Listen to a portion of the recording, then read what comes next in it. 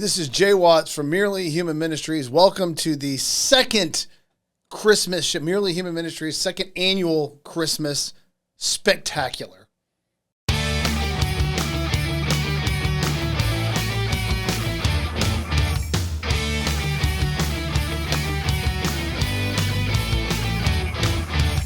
All right, so we have a few things to get through today in the Merely Human Ministries Human Things Christmas spectacular.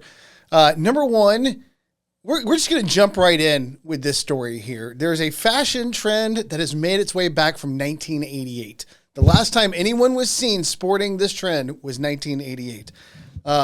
Here is this story that we're covering to start us out today. You know my general interest in animals.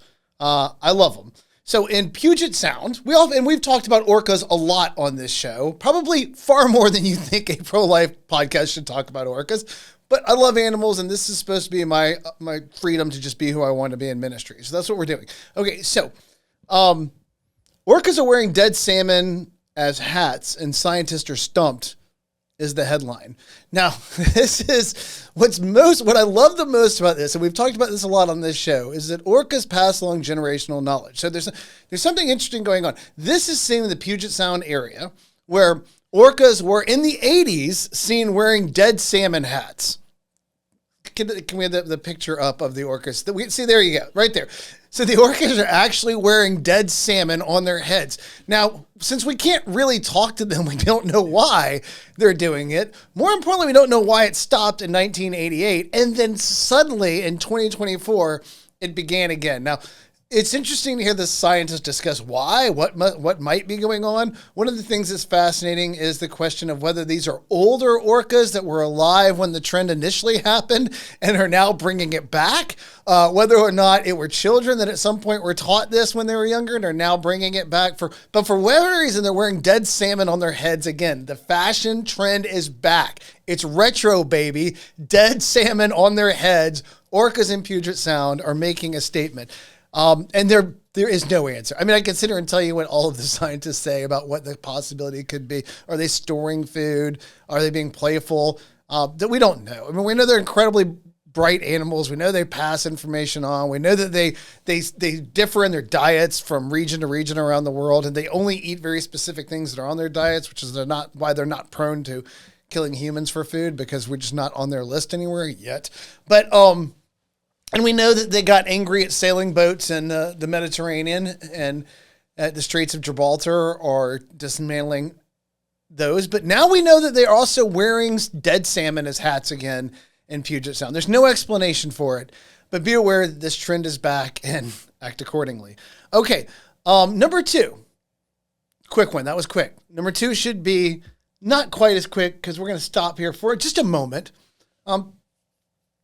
There's been a house fight that has erupted because we're discussing secular Christmas songs, not traditional Christmas carols, not your Oh Holy Nights, which, by the way, Oh Holy Night has my favorite line of any Christmas song out there. When so the soul felt its worth. And this, it's just a beautiful line. We're not talking about this. We're talking about secular Christmas songs. So already we're departing from the grounding of it in some idea of the birth of Christ or the nativity or anything like that. But I have maintained that because over the last year there have been a number of Last Christmas covers, people covering the Wham song Last Christmas. The Last Christmas is, in my estimation, the weirdest Christmas song. It's a strange Christmas song, and it has brought up some fights in my family about this. So, but here is my point. Okay. A lot of Christmas songs are built on the idea that people are sad. I mean, that's not new, that they're missing somebody or that they want somebody to come back. All I want for Christmas is a happy version of the I want you with me, but there doesn't seem to be as much drama with them, which is one of the things that's lovely about that song. It's just a happy, all I want for Christmas is you. Although people try to make it maudlin now or slowing it down in covers. But if you like the song and the Mariah Carey song, the anthem of modern Christmas, and we talked about this last year, so we're not going to talk about that again. What's more important is the weirdness of Last Christmas and this resurgence of it as a great Christmas song. a great secular Christmas song. Why is it so weird? It's a song sung to, by all accounts, a terrible person. And it is such a strange Christmas song. No, why do I say it? Well, first of all, this isn't someone that they had a deep relationship with. And here's the evidence of that.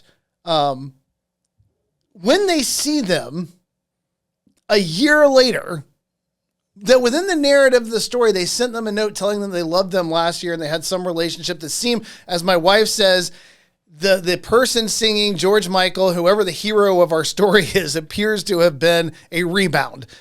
He says that he was just a shoulder to cry on. So when he sees this person that he gave his heart to last year for the first time in a year, they don't even recognize him.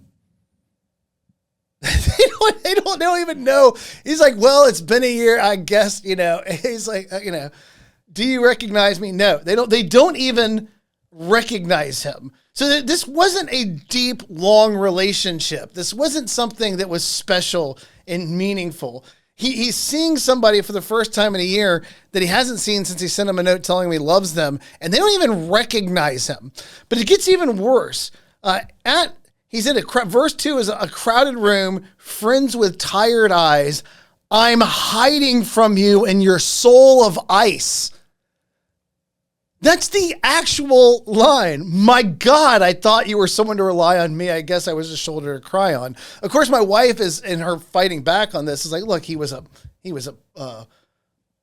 rebound. He didn't matter. I'm like, well, okay, this is a song that's sung to, the other soul of ice. I keep my distance, but you still catch my eye. Tell me, baby, do you recognize me? Well, it's been a year. It doesn't surprise me that you don't recognize me. A year ago, I told you I loved you, and you don't even recognize me a year later. This is the most bizarre song that I feel like that has been embraced by Christmas. And so my wife, in order to try to get back at me for taking this position, says, well, the Eagles' Please Come Home for Christmas is no better. I'm like, okay, well, what's your evidence for that? So with the first line of how pathetic it is, what a Christmas to have the blues. My baby's gone. The second line, I have no friends to wish me greetings once again. I was like, okay, you're right. That is a pathetic song. And right from the outset, that is a terrible way to start a song, right? But that song seems to be talking about a guy singing about his life and wishing that they would come back. But I feel like after that second line, we know there's something wrong with this guy, right? Because it's not even just that the woman left him. I have no friends. My baby's gone. I have no friends. It's a you problem, man. You need to look in the mirror and have some deep self-reflection of what's going on in your life, that your baby's gone and you have no friends. I think that the worst line in all of Christmas music comes from Band-Aid's song, Do They Know It's Christmas? And I know it's supposed to be inspirational, but when he says, well, when Bono screams, well, tonight, thank God it's them instead of you. This is the worst Christmas sentiment of all time. Because leading up to that, right, we get it's Christmas time. There's no need to be afraid. It's at Christmas time. We let in light and we banish shade. And in our world of plenty, we can spread a smile of joy. Throw your arms around the world. It's Christmas time. And then we have the transition. But say a prayer for the other ones. At Christmas time, it's hard, but when you're having fun, there's a world outside your window, and it's a world of dread and fear, where the only water flowing is the bitter sting of tears, and the Christmas bells that ring there are the clanging chimes of doom.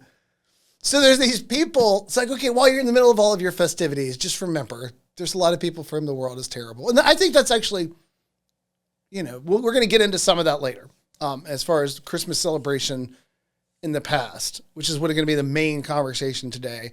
Last year, we talked about the Silent Night. This year, I wanted to talk about why we celebrate Christmas at all, and have we celebrated it all the way through, and what those celebrations have looked like, or different elements of it. But that'll be the main part of it. But then we get to, after saying that the Christmas bells that ring there are the clanging chimes of doom, well, tonight, thank God it's them instead of you. Now, why?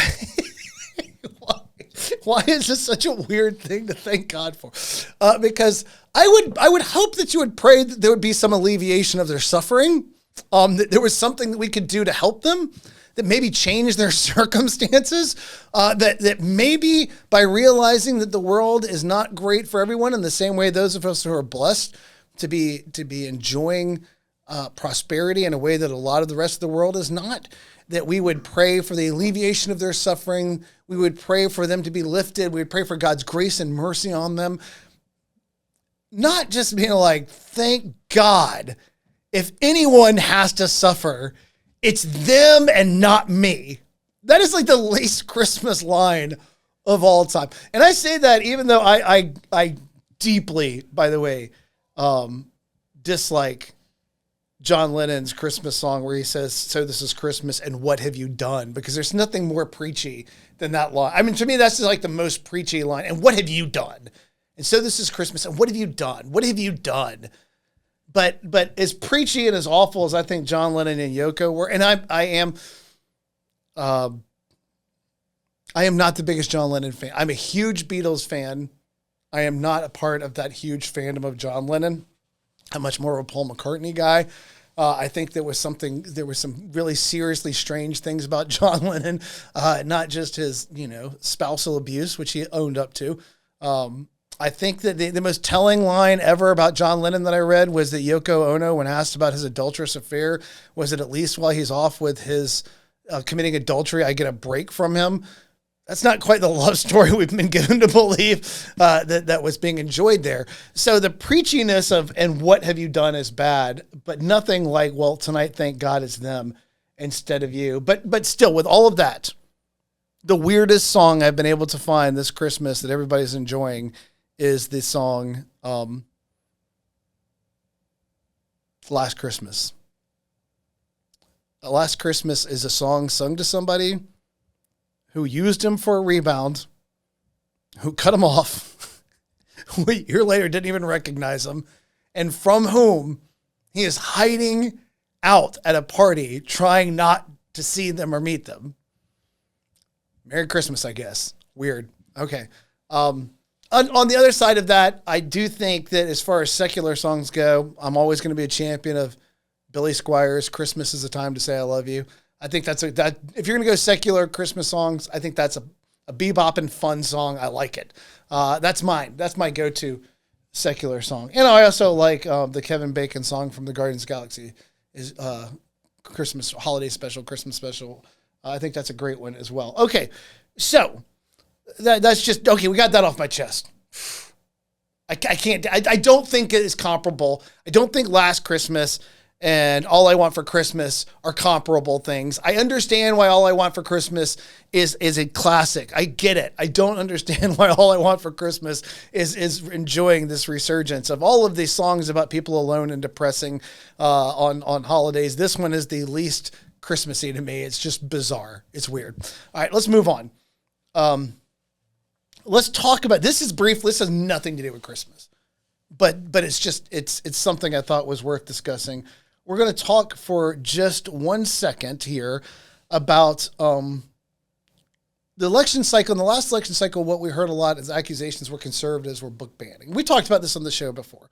I don't think it's fair to get hysterical about book banning when conservatives go to school councils and go and make the case that a book might not be appropriate for an elementary school, so to speak, to say, look, this might not be appropriate. They're not trying to ban books everywhere.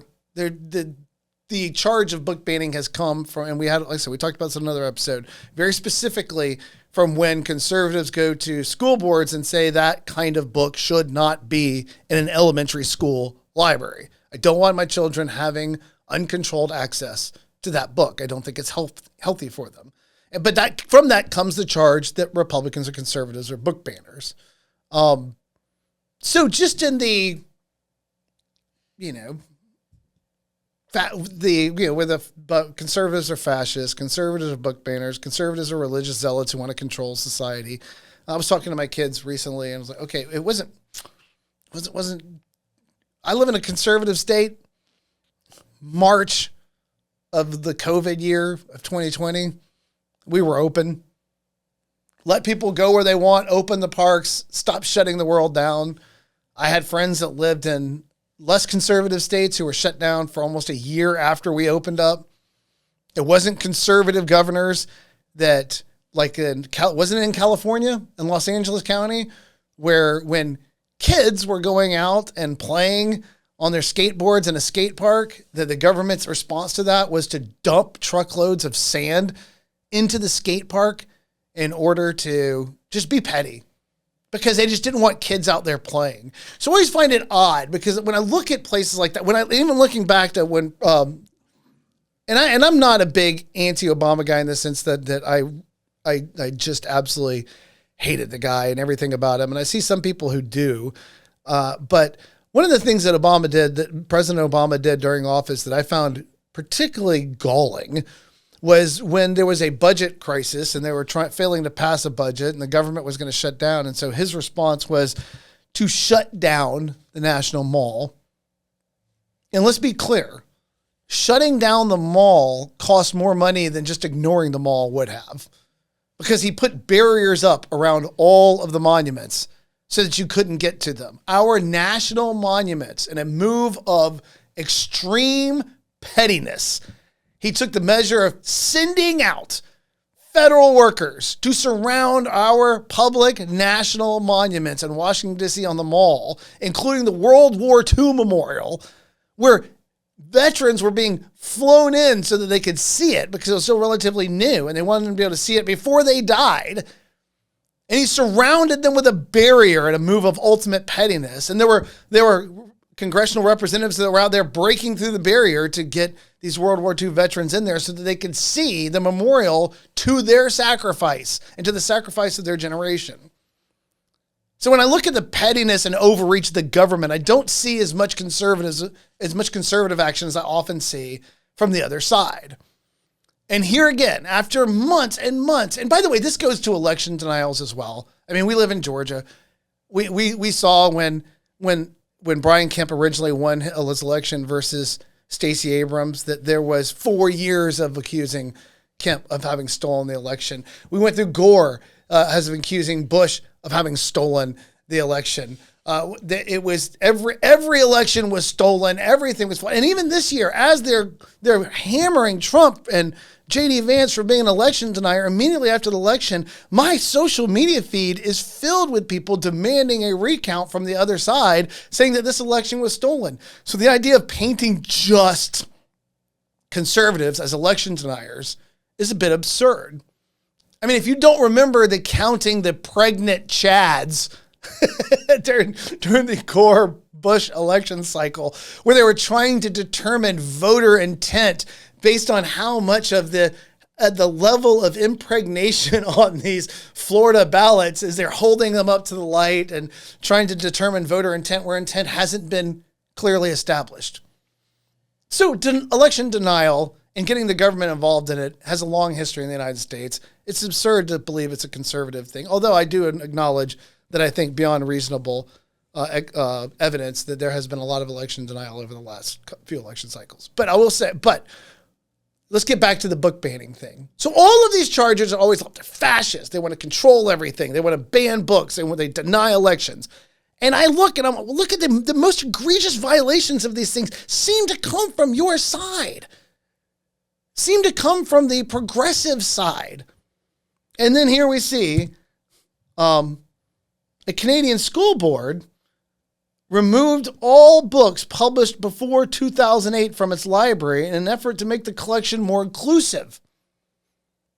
So what they meant was that they have made the determination that before 2008, the language that was used by the world was just not inclusive enough for the gentle spirits of 2024 Canada. And so the way to deal with the fact that everything prior to 2008 and the way that the world expressed itself is to get rid of all books published prior to 2008 so that everything left in the library will be inclusive because it comes in the inclusive era. This isn't the removal of a particular book that has pornographic passages and images aimed at elementary school kids, or a particular book that has a chapter where the level of book removal that we're seeing in this one place far exceeds anything suggested by anybody on this side that has been labeled the book banners. They're like, the world prior to 2008 was problematic. So let's try to erase as much as possible the evidence, the literary evidence of that world and the language that they used from the lives of our kids, and just wipe it out. Just get rid of it. Absolutely insane. But this is why you just can't. You got to get out. You got to get offline. You got to get out of the political cyclone that we live inside of all of the time. And you got to go somewhere. People talk about, get grass under your feet, walk out there in nature, go talk to your neighbor. Even your neighbor who politically disagrees with you, when you sit down and talk to them, they're most of the time just lovely people because they're not like this. I heard a guy just this morning on NPR when they were talking about some of the more extreme claims about what Elon Musk is going to try to do in his budget stuff for the government and his Doge office department of governmental excess that he's working in. And so the guy said, well, Elon Musk says this, that, and this guy was a conservative, a liberal out of Florida. And he said, Twitter's not reality, right? He said, Twitter, you can't believe that the social media is real. You just got to sit down in rooms and talk to people. And he said, I'm extremely progressive in some areas. I'm also more conservative fiscally in some. So I want to sit in the room with the people who disagree with me so that we can have conversations about if there's governmental excess and where those places are that we can streamline and make government more efficient, right? Department of Government Efficiency. So it's DOGE. So he said, I want to be a part of that. I want to be in conversation with these people. I want to be a reasonable human being. And so get out of this world of the trying to paint people as the bad guys and see and just get away from it because it's just so unhealthy. But that the depths of deception and the language that is used are staggering. And I know this isn't all progressives. I'm not trying to paint all progressives with it. I just think it's funny that in very isolated cases, some conservatives have asked for certain books to be removed, and there's a meltdown, and they're called book banners. And then we have now a Canadian school board that removes all books published before 2008. And there's just, that's not indicative of anything particular of the progressive side. It's just an effort to be more inclusive. We need more inclusive effort. The world was just terrible before 2008. Just another area of interest. Merry Christmas, Canada. You guys are doing great. You're doing great up there. Keep it up. Awesome. Just keep the stories coming. All right. So, where does that leave us? There were two other things, right? One other thing? Text. Now we're to all right. Oh, the text. Yes, I sent you. Okay. Thank you. I appreciate that, JD. Okay. So, this is something I really want to cover quickly as well. All right. So it's the first day of Advent, last Sunday. When we're recording this, the first day of Advent was last Sunday. So let's put the tweet out there from Catholics for Choice. I'm sorry. You have choices that you get to make in life, right? And publish, send. These are choices that we have to make in this digital age. We can type things in and say, read it. Does it seem reasonable? Probably not. Delete it, right? I think that I know that you can make a very large, uncharitable book on tweets and Facebook posts that I've written and deleted because I realized after having written them that they serve no other purpose than to just be ugly and to stir people up. And I don't want to do that. But Catholics for Choice made a different decision on the first day of Advent. They decided to type out some person at Catholics for Choice. I don't want to disparage the whole organization, whatever they are, decided to type up a tweet. This holiday season, remember that Mary had a choice, and you should too. And then publish, tweet, send that bad boy out to the world. Now, the first sign that you've done something you shouldn't is when you turn off the comments. So when you go and you're like, I would like to leave my own thoughts on this, and they have restricted who can do it. Now, that's not the worst. Obviously, the worst sign is when they go private or they delete their account altogether. Those are the two worst signs. So this is, we'll call this category 3 error, right? Category 1 error is you delete your account. Category 2 error is that you go private so that people can't find you because you realize that you've done something and it's for the wrong, you're going viral for the wrong thing. And then the category 3 is I'm going to control the kind of things people can say because about 99.9% of the ratio underneath this tweet is bad for me as the world is venting their frustration about how stupid I am. So they closed the barn door after the chickens were out or the horses were out of the cow. I don't care what farm animal you want to use. They're out. The coop's open. They're out. And then they try to close the door after the fact. Okay, so go back to that tweet. Let's put that back up there for a second. Here's the problem of Catholics for choice. It's not even possible to be a thing. I mean, it's. I'm not Catholic. I'm going to preface this by saying I'm not Catholic, but there are two, broadly speaking, different types of sins within the Catholic Church, and the Catholic Church is a top-down organization. Obviously, for them, God, Jesus, the Trinity, the top. But as an organizational principle, then you have the Pope, and it goes through. I mean, it's so different than a lot of Protestant organizations, particularly coming from a Baptist background. Well, not coming from any background, actually. I mean, I was an atheist when I was younger, but now operating more in the Baptist world as far as my Sunday morning goes. I mean, their congregations are king. Congregation has control. That's not the truth of these more top-down organizations. And so they can set the definition of what it means to be Catholic, and they do. And the two broad different kind of sins that we're talking about would be venial and mortal sins.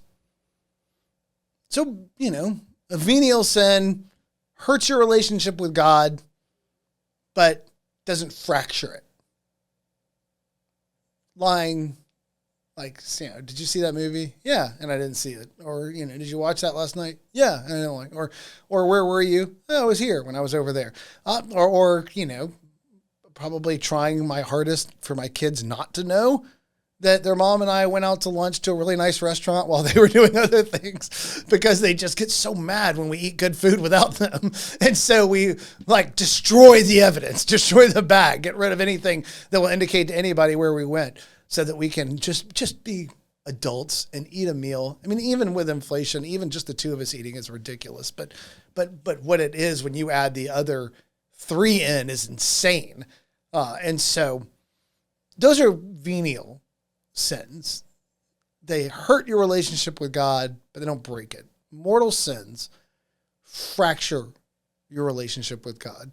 The other thing about venial sins is that there is some context interpretation of what's going on there. It's not true of mortal sins. Abortion, as taught in the Catholic Church, and correctly in my view, is a mortal sin. Abortion breaks your relationship with God. It doesn't separate you for all eternity from grace or mercy. That can be sought through repentance. But you can't just get abortions, perform abortions, support abortion, fight for abortion,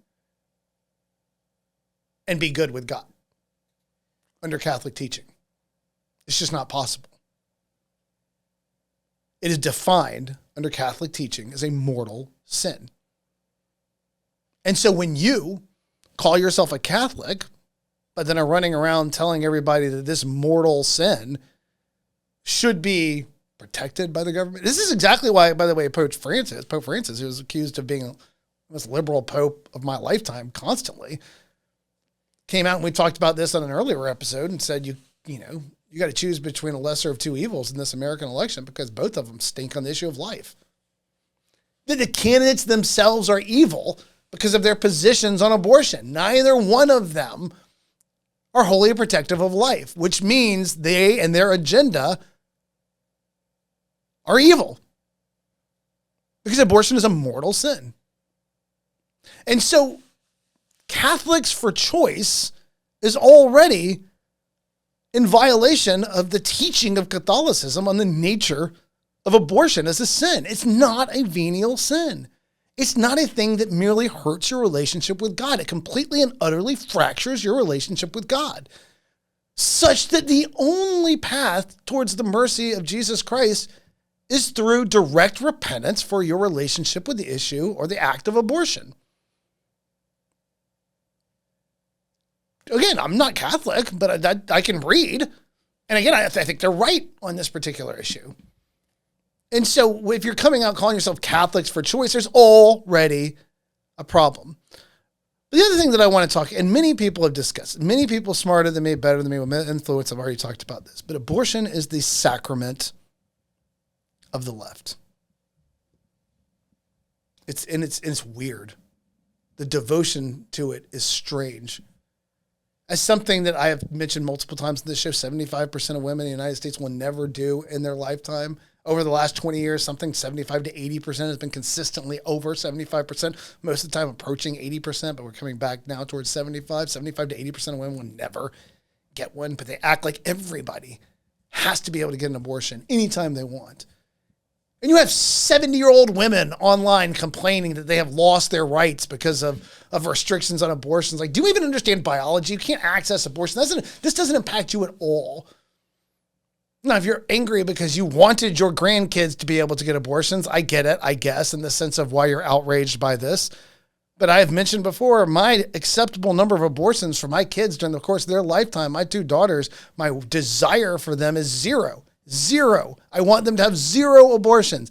If they get pregnant, I want them happy and joyful, and I will do everything in my power to help them have all the resources that they need to be the parents that they want to be of those children. Zero is what I want for my kids and their kids after that. I want them to have a positive relationship with their children that doesn't form around killing. But for the other side, the idea of being able to start the Advent season with that quote, Mary had a choice, and you should too. Now, one other thing about how disgusting that is, let's talk about the choice that they're discussing in the sense of Mary. Did Mary have a choice?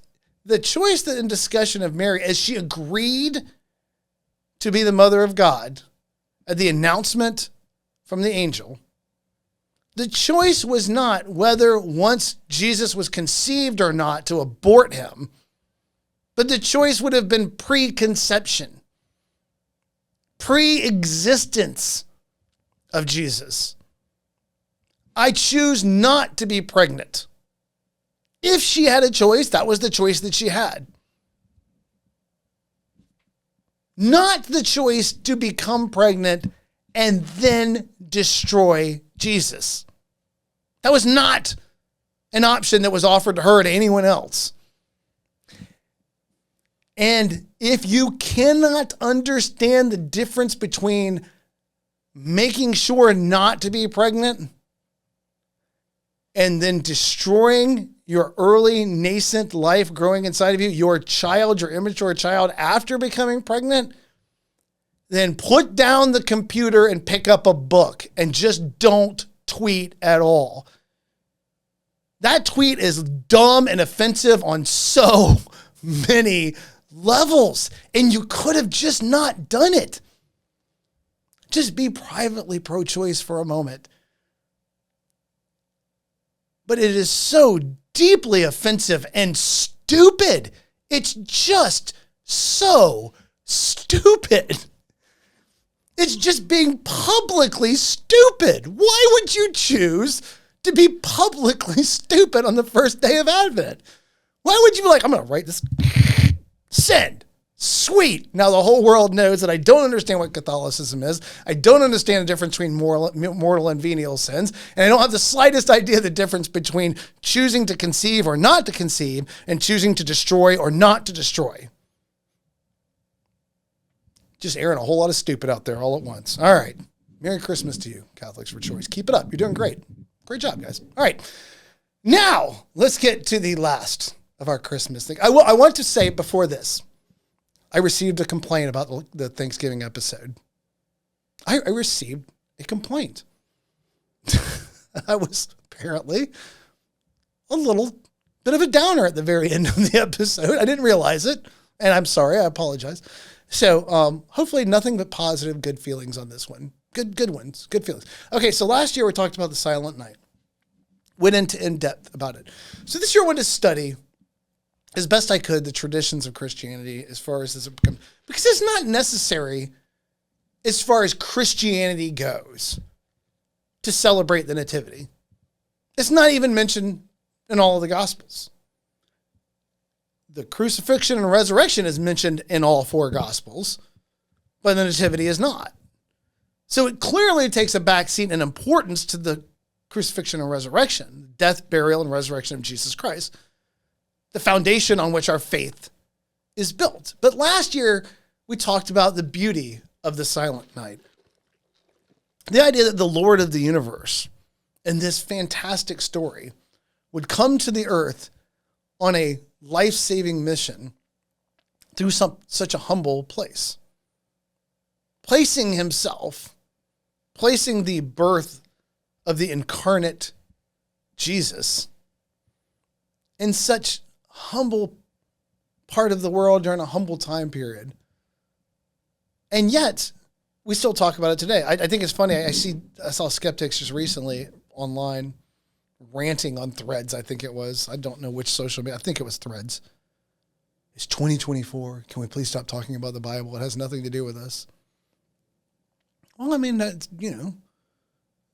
the Bible is given to us as a special revelation. But if you don't believe that, then, you have questions that you have to answer. One of the questions is there a God? Is there a reason or purpose behind all of this? A grounding, an ultimate beginning, an ultimate explanation. If you accept that, if you come to believe that the world needs an explanation, as I did, then the next thing is, what is that explanation? And you start to see, is there any place where there has bing something communicated in some way or another that makes sense? I did that. I investigated a lot of different belief systems. And one of the reasons I landed on Jesus, and this is what I think we're going to get back into positive. I've mentioned this a lot. I genuinely believe that the truth and superiority of Jesus is better. I remember hearing D.A. Carson say one time, Jesus is just better. And why he's better is because the obviousness of the superiority of his relationship with man and what he prescribed for us. Love your neighbor as yourself. That's better than hating him. Control your anger. That's better than letting your emotions run wild. Look at women as your sisters in Christ, not as sex objects. That's better. Money. Greed and avarice will destroy you. Share the blessings that you have been given with the people around you. That's better. I mean, in every way, the teachings of Jesus are just better. And that's why I always say I like Jesus better than I like anybody else. That's largely why I became a Christian. What maintains my devotion to him. And so we were given this account of this man who lived during this time, who offered explanations for who God was and how we are to relate with him. I could complain that it happened 2,000 years ago and not yesterday, but that seems like a weird complaint. I could complain that it happened in Israel and not in East Cobb. But again, that seems like a weird complaint. That it happened at all is the miracle.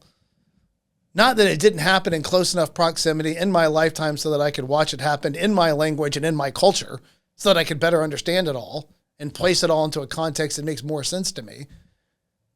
And as one young man one time said, I don't understand why God doesn't part the clouds and tell us he's here. My response to him was, how many times does he have to do it? The Bible is a testimony to the fact he has done this. You're just complaining that he didn't do it today or last week. How many times does he have to do it in order to prove that he's there?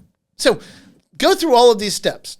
If you come to believe that the world needs an ultimate explanation, and I did, and then you come to believe that God is the best explanation, that's where I landed, and then you're looking for some reasonable explanation of what our relationship with him is and something that's superior to other explanations of what it means to be a human being and gives you a way to live that's not just livable, but that's better than other opportunity, other things, other explanations or paths that have been offered, which I think Jesus did. Then you land on this place where the Bible is not just some book that we can't get past, but that it is a book that is offering us the best explanation available to our relationship with the world in which we live and our ethical and moral path forward, do the best that we can to create a good world around us. And we saw that in the last episode when we were talking about the Thanksgiving proclamations in the early United States, both from Congress and those presidents, where they talked about that being thankful and grateful and repentant for the things that we have done wrong and recognizing that there are things that happen, sufferings and trials that we go through that are our own fault, that we brought into our lives because of our own free will and our own decisions. And then seeking repentance for those things before God will make us better men, make us better women, make us better fathers and mothers, make us better school board members, make us better Americans, make us better citizens of the world. They were arguing that and even using the name of Jesus in those proclamations. Not all of them, but some of them. Explicitly saying that believing these things, following these things, adhering to these things makes us better for our world. So it's 2024. Why can't we get over it? Well, because it's worth preserving. Because it's better than anything you've offered. You know, the best you guys have come up with is horrible. Or at least just horrible things. All right, so what I want to talk about today then is we don't have to celebrate Christmas, but we do. But did we always? And one of the things, and Big Bang Theory is one of the places where I've seen, but you see this a lot. People think they're so clever online. It's not Christmas, it's Saturnalia. It's not Christmas, it's Saturnalia. And then the more hostile accusations, Christians have stolen all of the good pagan holidays. Which the funniest response to that was, you better calm down or we're stealing Shark Week too. I mean, I love that. That's it. Shark Week is now a Christian holiday. That was my favorite response I ever saw was, you better stop complaining or we're taking more. We're taking it all. It's all going to be Christian holidays by the time we're done. But was it? I mean, I genuinely wanted to know. And so I did, a lot of reading and studying over the last couple of weeks.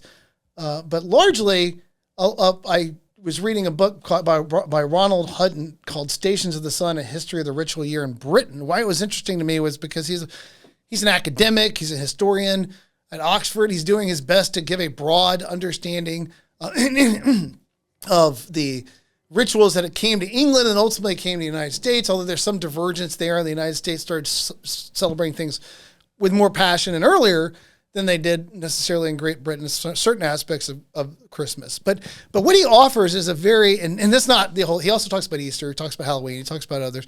And I'm not saying his work is flawless or that there isn't criticism of it. What I'm saying is that in general, he gives a nice academic overview of how we came and the different patterns of celebrating Christmas and other holidays. He doesn't dismiss it as co-opting Saturnalia. As a matter of fact, he says there was a lot. One of the things he said, okay, just as a broad thing, let's start. He talks about how the further north you go, as far as on a latitudinal line, the more it becomes true that there just are festivals around December 20th, December 21st, which is the shortest day of the year. You have so if you're in the northern hemisphere, and the higher you go latitudinally speaking, it's the shortest day of the year. And so as a result of that, there have always been reasons that people have found to have festivals or celebrations during that time. This hard to do work if you're a farmer, when there's very little sunlight and the ground is very cold, And so you're left with a lot of free time. It's a depressing time of year. And what I mean by that is my sister lived in Boston for a while. We're in Georgia, Atlanta, Georgia area. My sister lived in Boston for a time. I remember talking to her and she says it's depressing. The sun starts going on like 4 o'clock at night in the winter. It's dark and cold at 4 o'clock. There is no sun at 4 o'clock in the evening. And that happens the further north you go, the earlier the sun goes down and the less sunlight that you have. And so Ronald Hutton is talking about the idea of like, look, this is just, there's a reason why you had the Roman New Year, you had the Saturnalia, and then in all these other cultures, you had other different festivals or ideas built around the idea that this was the shortest day of the year. There was very little farming that could be done, and people just needed to be happy. And so they were trying to find reasons to be happy. And there were a lot of things that they did. So in the midst of this comes this idea of, well, let's celebrate the nativity during this time of year. There is no scriptural answer to when Jesus was born. And so you're looking at the calendar of celebrations within Christianity. And there was this idea, okay, well, there's already so much going on as far as festivals going. There's already gift giving going on, usually around the Roman New Year and all the way through other New Year celebrations going forward. There's already food and festivals and all of these things. So let's, as Christians, join this celebration, but let's sanctify the celebration to some degree or another for us as we join into this and to make it about the nativity and the saints and the celebration of the saints. So you have the nativity day on the 25th and all of this are on the shortest day of the year. So now why is this important? Why this background? Because there's elements of the celebration that I think start to become interesting when you think about it in context of how Ronald Hutton's talking about it. And this is, I'm just borrowing some of his information and then some of my own thinking on this idea. Number one, and it's mentioned a lot about lights, the importance of lights, not just in Christian celebrations, but in others. Lights, why? Because what are we talking about? The darkest day of the year. And so lights become a big part of that celebration across different belief systems. Now, I think there's something beautiful about picking that day. If you believed that December 25th was the shortest day of the year, and they were not great at picking out the exact, I mean, they got good. I mean, if it was December 20th or 21st, and you're saying it's the 25th back then, one of the things I think, I remember reading that he said that the word solstice has to do with the idea that the sun seems to hang in the same place during that period. And so it's difficult to track exactly which one of those days, given the means that they did track those things back then, to put it on an exact date. Instead, anything from like the 17th to the 25th of December, they were looking at, we're kind of at the shortest day of the year. It's difficult for us to nail down exactly when that is. But here's the cool thing. When you place the birth of Christ, the light of the world, born at the darkest hour of the year. Now, that doesn't mean that we believe Jesus was born on the 25th. It means that is the symbolism of that celebration that's being brought into it. The light of the world is coming into the world. So let's celebrate it on the night that needs light the most, the darkest night of the year. And remember, these are not people who had electricity. When the sun went down, they had a very limited number of things that they could do. I mean, they weren't like us. They weren't turning on TV and watching movies and catching up on Netflix or anything like that. They had, sun went down, the day was over. Sun comes up, the day is beginning. And in between there, they're trying to get as much sleep as they can. And so as they move into this isn't an attempt to just steal Saturnalia or to steal the Roman New Year. It's an attempt to recognize that there's already a need for celebration and festivity during this part of the year that's being felt by people. And so let's redeem that need by surrounding it with language of something beautiful, the light of the world coming into the world to redeem us all. And the darkness of the winter, the light enters the world. I get it, man. I get it. I understand why that had an appeal. So then, as Constantine shifts us to this and we go through these thousands of years of not quite 2,000 years, but we're getting, on the cusp of that, of Christmas celebrations, nativity celebrations, the birth of Jesus celebrations. Was there a constant flow of celebration between here and there? Yes and no. As in all things, there's always a remnant. There's always people that hook onto things and they go, but here's some of the things that I liked that I wanted to share. Number one, in the pre-Reformation Europe, particularly Great Britain, Hutton talks about the buildup from the Advent to the Nativity. And he talks about it was a time from Advent to Nativity was a time of fasting. So these people would fast and cut back on what they were eating. And he talks about how for the rich, that cutting back meant, for the wealthy, this apparently meant having soups and stews and fish instead of roast or pies. So they were not eating quite as lavishly as they would normally during the Advent season. The poorer, however, could find the reduction of misery. This is quoting Hutton directly. In the 15th century, James Ryman complained of eating no pudding nor sauce, but stinking fish, not worth a louse. James Ryman in the 15th century, clearly caught up in the spirit of the Advent and enjoying his fasting, saying that he was getting no pudding nor sauce, but stinking fish, not worth a louse. So this is what happened. On Christmas Eve was kept a strict fast. Meat, cheese, and eggs, all forbidden. The feasting upon the day was thus something of an emotional release and an occasion for generosity. What do they mean by an occasion for generosity? So think. We got to get out of American way of thinking, get out of a modern way of thinking. Let's get maybe Downton Abbey. Let's think about Downton Abbey for a second, right? I had only watched like a little bit of that, but I'm trying to remember the name of that family. But the family that ran Downton Abbey, it wasn't just the manor that they were responsible for that they lived in. It was the entire community around them that lived off of the industry that was developed through this lord and lady. And that is how these smaller places, when you got out of London and you got to these smaller places where the gentry lived, you had a home. And they talk about this in Jane Austen, by the way, as well, right? It's not just that Mr. Darcy had his manor, but he owned that whole area. And that whole area was all the industry that was driven by his manor being there and by people traveling through there was part of his responsibility and duty to the people that lived there and that worked as a result of what was driven by the gentry at that point. And so what did they do on Christmas then? They had their Christmas ceremony. And I don't want to go through the details of how they celebrated it, but they had a church service. And when the church service was over,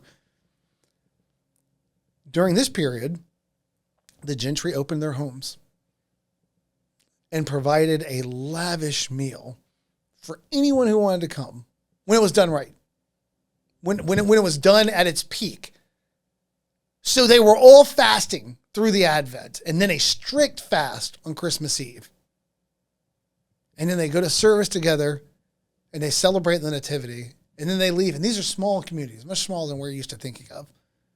And then they go to the biggest house with the most food, and everybody come and eat like kings.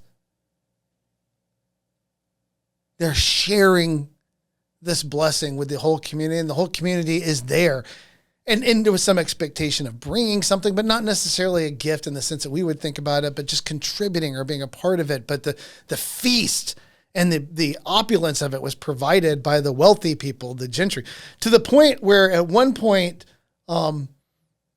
it's reported, I think it's James the First gets irritated because a lot of the nobles start going into London to enjoy the Christmas season there because there they get treated, because they're the royalties there. So when they're in London, they get treated a little bit better because they're not the highest of them. And he had to tell them all under order, he's like, go home and open up your homes to those people. That's what this is supposed to be about. This is not supposed to be about you coming here and enjoying this Christmas season in London. This is supposed to be about you being in your community as the gentry, as the lord and ladies, as the people who run those communities or the highest people in those communities. And when that service is over, you are there to receive them in their homes so that they get to enjoy the blessings. If you're here, they're depressed and not eating there. And that's not how we celebrate the Nativity and begin the 12 days of Christmas.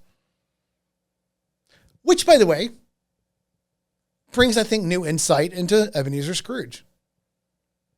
In the sense that Dickens, an educated British man was writing about somebody who his accumulation of wealth was all about his own self-preservation. And in order to pursue that, he would punish the poor, even particularly, it seems like, at that time of year. And so Bob Cratchit has this feast where he brings people into his home and he brings his family in, all of his family, and he gives the meager means that he has in contrast to Ebenezer Scrooge, who gives nothing. But then after he learns the true meaning of Christmas through his experience with the ghosts, the spirits, he then repents and keeps Christmas better, which is all about giving and generosity at that point from then on out. Which, by the way, Hutton does cover in a chapter of his that Dickens played a key role, and we talked about this last year, in the resurrection of the Christmas spirit and of the celebration of Christmas for entire family, making it a family event in England. So that's one of the things, this idea of the generosity, and like all good things, you see he provides evidence of when it starts to wane. And here's what the first sign of trouble comes. The giver becomes resentful. Every time you find a place where one of the Christmas traditions starts to suffer and starts to wane in popularity, it seems to start at the same place every time. The giver becomes resentful. They didn't run out of resources to share. They ran out of the desire to share. They didn't want to give of all they had to these people any longer. So that was one particular one that I liked. But there was others. There's the wassail, which I thought was interesting. But let's go to Boxing Day, because this is something I've wondered about forever. All right, so why is it called Boxing Day? And I know you could look it up at any given time, and I'm sure I have looked it up over and over. But the first recorded in the early Stuart period, when several writers referred to the kind habit of dropping money at Christmas into an earthenware box kept by an apprentice, which he would break when it was full, and so furnish himself with a treat. The first citation of this is in 1621, and by the 1640s, the custom had been extended to servants in general. During the 1660s, it is clear that it had been widened again to make cash gifts, now euphemistically known as boxes, to tradespeople whose services a custom had enjoyed during the year and to enable them to enjoy holidays. So it started as an earthenware box that they were given into an apprentice so that he could open it. And then that seemed like a good thing to the givers. The givers said, and this is in the 1620s, it starts to begin. They said, this is a good thing. You're giving what we have to our apprentice. He likes it. Let's widen it and give it to all of our servants.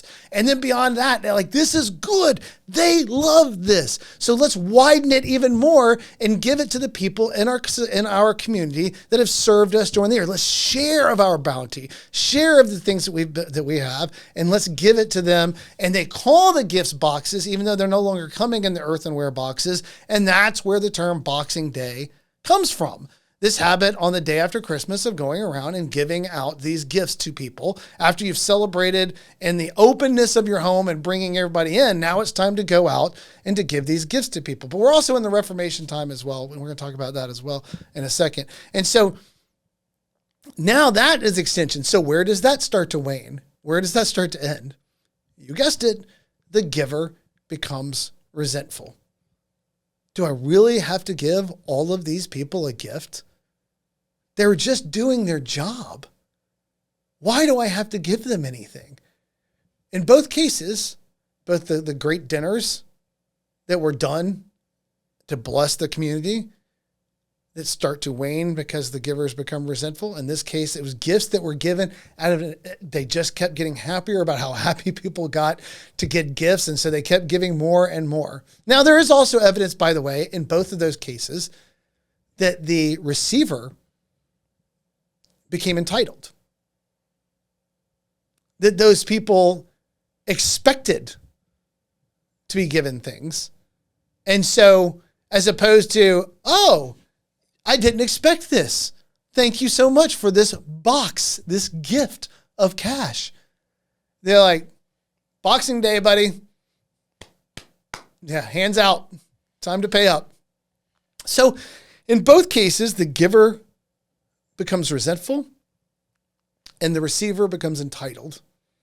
And that starts to undermine the joy of these seasons and the things to do. Now, one of the things that becomes fascinating is that, and again, we're trying to understand Christmas celebrations and what they call nativity celebrations in a world that looks nothing like the world that we live in and the ways in which that they did it. One of them is the wassail cup, or the here we come, a wassailing. So that song comes from the wassail cup, and it starts out, as I understand it, as a spiced cup filled with apple and some form of cider and some bread. And they would toast to the health to somebody and kiss them, and they'd take a sip, and then the person would receive it, and the whole room would have this, I can't remember the word they would say in response to this toast to their health. And then they would receive it. And then this expands from being passed around the room and people adding to and putting things into this cup to share it along as they get past blessing. Blessing to you, good tidings to you, blessing to you. I receive the blessing, I take my sip and I pass it on to somebody else. And to ultimately these wassail cups and bowls become something that the poor go from door to door during the 12 days of Christmas, between Christmas and the New Year celebration. And they would sing songs and they would carol, and they would, by doing so, receive blessing into their wassail cup. So that the traditions were different, and some of them they would have who they were singing to would take a sip of it and then add something to it. In some cases, they would bring their cup and they would sing, and the people at the homes would listen, and then out of gratitude for them coming and sharing their good cheer and their good tidings and their blessings of prosperity on those people who had more than them, the people who had more than them would give them food into their cup. Again, I think that's a lovely tradition. It would be weird nowadays. I don't think it would work that way because we just don't have neighborhoods that work that way anymore. It's not clearly defined in these small communities where you have people in need and people with wealth, maybe more. And it would be weird for people to be showing up at your house with a cup singing. But this, by the way, makes sense of the carolers who come along and demand figgy pudding and we wish you a Merry Christmas, right? Okay, I get that now, right? They're showing up with their wassail cups and we wish you a Merry Christmas. Now give us some figgy pudding. So, I mean, and it's a strange thing to show up to somebody's house, sing a carol, and demand food. But that was normalized at that time. That was normal. That was the way that people celebrated. They would tell them that they were poor when they got, we're just here poor. We're singing Christmas carols to you. Again, go back to a Christmas Carol. And the moment that young man is trying to sing Christmas carols to Scrooge, and I think he throws something at him and runs him off. So the idea of the poor going to the rich and singing, hoping to get something, some blessing from them. They offer their good tidings and their hopes for prosperity for the people in that house, and the hopes that in that blessing moment, they will recognize that they are blessed and have prosperity and give back to the poor. Again, a lovely thing. But the Reformation hits, and then some people get a little bit worked up about what they consider to be Catholic practices. And one of those is the Feast of the Saints, which is ultimately how we get to, some people call it the secularization. I reject that term. It's not necessarily a secularization. One of the things that's funny to me, JD, is that when particularly in Scotland, when these intense councils started saying that these things were wrong, they were equating things like singing Christmas carols with fornication. That's how intense they got. Singing Christmas carols, traditional Christmas carols, and dancing in the street is the same as having sex in the street. And they treated it with that type of intensity. They would bring people up on charges for celebrating Christmas. So Christmas celebrations sort of waned during that period as the Reformation. So no, that's normal, right? I mean, do you know why? I mean, largely the reason Baptists don't dance in churches is a holdover when they rejected Catholic festivals of drinking and wine and dancing. And we don't do that. Well, not because we can find any place in the Bible that says God hates dancing, but because we rejected Catholic festivals, and Catholic festivals were centered around these kind of behaviors. And so the behaviors went with the theological disagreements. I think, I don't want to get into that and rehash all that right now, but you see that, right? And so again, as we talked about last year, one of the key things that bring it back, and there's all sorts of interesting aspects of Christmas. There's mummers, I think is what they called them, the people who dressed in costumes during Christmas and went around asking for a blessing. There was mischief, which, by the way, mistletoe seems to fall apparently under that that idea of the tradition of kind of mischief at Christmas time. So because if you're coming from a very, very strict Christian, almost puritanical background, the idea that you have to kiss somebody because they're under the mistletoe is a little bit mischievous. That's also where those poppers that are much more popular in Europe and England, then we don't have them here as much, but the Christmas poppers, they pop. And that also comes from that place of Christmas mischief as being a part of the tradition of Christmas. But it's not just that Victorian English, and particularly Dickens, and it brings it back, but there's a transition at that time as well. Communities have changed. People now live in cities. And the relationship between children, and particularly wealthy children and their parents, is different than anything that's ever really existed. They sort of farm out their education on other people. The child rearing responsibilities fall on different people. And then in comes not just Dickens, but in his culture, other people as well, including the royal family at that time, to bring a vision of Christmas as a time for family. And there it is drawn back into this idea that this is about the deepest, most important relationships in your life, and celebrating them, and celebrating the birth of Christ with them. And some of the other things that come, we can talk about the Christmas trees coming from Germany, and the wreaths and the laurels and the ivy, all that stuff coming from more pagan backgrounds. I think was it the Dutch that were the first that were hanging the stockings. So you have all these different international traditions coming together. Now, one thing that I do think is great is that we embrace Christmas more than they did. We went nuts with Christmas in a way that they did not. In 1822, Clement Moore writes a visit from St. Nicholas to amuse his children. In doing so, his powers of inspiration took a remarkable leap. His saint was not the traditional sentimental figure of the Dutch, but a magical spirit of the northern midwinter. He wore fur clothes, had a bushy white beard, traveled through the sky merrily in a sleigh drawn by reindeer, and came down chimneys with a sack of gifts to all the stockings of children on Christmas Eve. So, as you see, the Americans embrace Christmas far more easily and earlier than the British did, and we just loved it. And by the way, my understanding is that Clement Moore didn't want that published, that it was taken from him and published anonymously without him agreeing to it. He wanted that to be a family thing. But Clement Moore creates this figure of Santa. There had been St. Nicholas before Santa Claus. There had been Father Christmas before Santa Claus. There had been other Christmas figures in the sense of figures of the festivals of that time, but not revered in the same way, not tasked with the same job. The sharing of gifts was a different kind of sharing. Clement Moore creates this vision of Santa Claus and sort of transforms the spirit in which we understand the celebration. So Clement Moore's vision of Santa Claus and Charles Dickens and the work that he did transformed Christmas to something new for the British and for the Americans and for the world. And we rewrote carols at that point. When you read about the old carols that were being sung, but they're not the same carols we sing today. The resurrection of Christianity, a celebration of Christmas, this re-emphasis put on it. It becomes so popular, by the way, that the puritanical forces can't hold it back any longer. So they try to incorporate it back in because it's now a festival of family, a focus on the person of Jesus. This idea of these carols being written to focus us back on the joy that people have in singing these carols. The church, in many cases, some of the churches hadn't agreed this was a good thing yet, but it didn't matter. Why? Because people loved celebrating Christmas. They loved celebrating Christmas. They loved going to church. They loved singing the carols. They loved going to carol services. They loved going door to door. They loved sharing gifts. They loved Christmas trees. They loved the holly and the ivy. They loved the Christmas mischief. They loved sort of taking all of these traditions, and it's just like everything. Over the course of 1,000, 2,000 years, little things popped up here and there under different traditions, different names, different guises, different countries.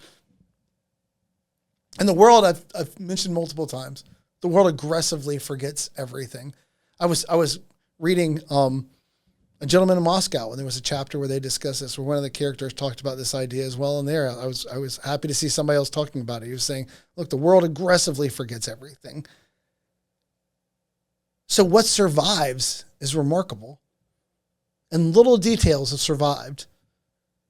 And the way that we celebrate it now, the sort of over-the-top, extended celebration of peace and love and forgiveness, particularly for Christians, as we go through the Advent and into the Christmas season, wasn't something that had been sustained for 2,000 years. It's actually what we're getting is Christmas at its best.